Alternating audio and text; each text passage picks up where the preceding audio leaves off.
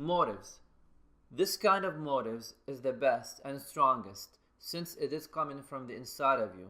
This inner power will help you to achieve your goals and aspirations.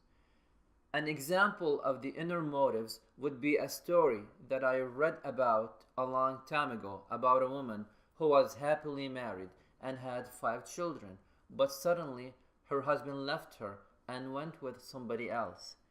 Instead of crying and becoming depressed, she decided to change her life and to challenge this obstacle. So she searched for a job and worked as a cleaner in a hotel. Slowly, she started to get promoted and then became a manager of the hotel.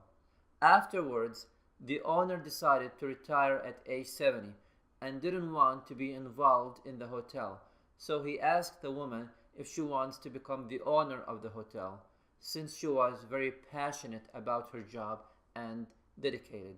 She accepted the offer and became the owner of the hotel. Within 5 years, she was able to own the hotel. All of this due to her motives and efforts. Do you see the inner motives and the power that it can do to your life? Now, let me ask you a question, my dear student. What will you do if you were going to go with your friend to the gym, but suddenly he calls to let you know that he will not be going with you? Will you still go by yourself? I bet you will, because your inner motives will propel you to work on your body so you become stronger and improve your health and energy. Inner motives are the cause that let an average person take risks and get out of his comfort zones. Inner motives are one of the major keys to succeed in whatever you do in life. Socrates was the first to talk about the law of cause and effect more than 2,000 years ago. If you keep doing the same things, you're gonna keep getting the same results over and over again. Now, let me give you 4 steps so you can cultivate your motives. The first one is breathing.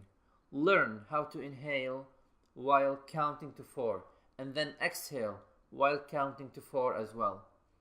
A second thing is body position. Stand up straight with correct posture. Third, begin to affirm 5 times every day. I'm strong. Make sure you believe in what you say, in what you're affirming. So you have to immerse yourself in what you are affirming and saying. If you affirm while not believing, then you will not gain any benefit. You have to mean what you say, and your subconscious mind has to believe you. The fourth thing that you can do is connection. Is there a song that reminds you of someone else?